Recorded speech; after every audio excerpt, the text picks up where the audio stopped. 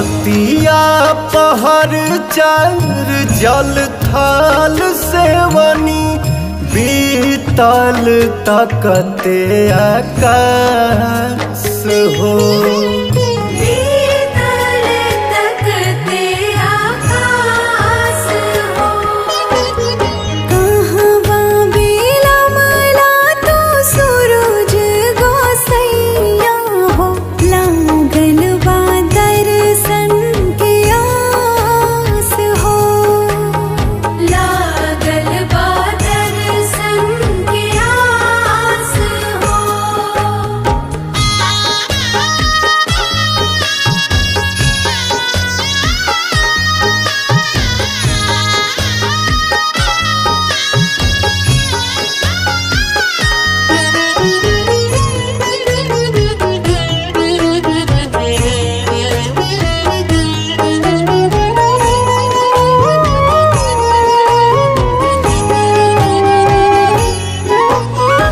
शीतल जल में शरीरिया हो सितियाइलबा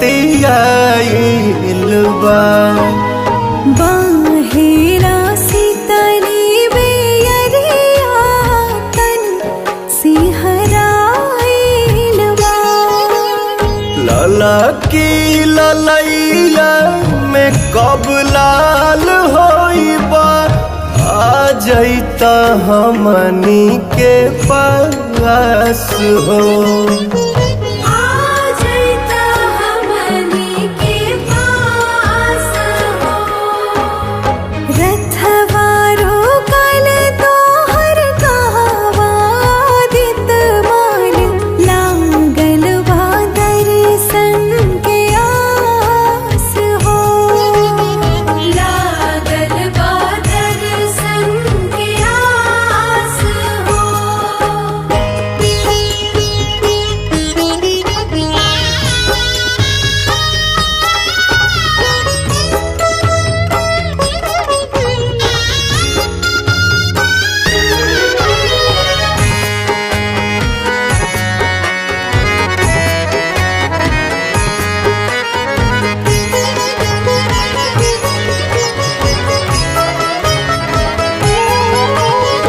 हथवा में दौरा से पुलिया हो देह भूखाल बा बीतल बारह पहरिया हो कंठ सुखाल बा विनय बिहारी पवन दीपक मधुकर पियरी पहिर पियरस हो।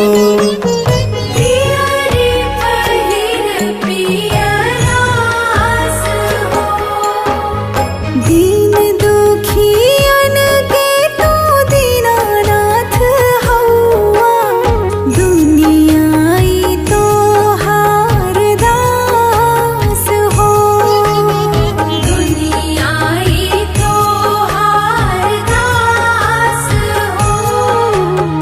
लागल बा दर्शन के आस हो।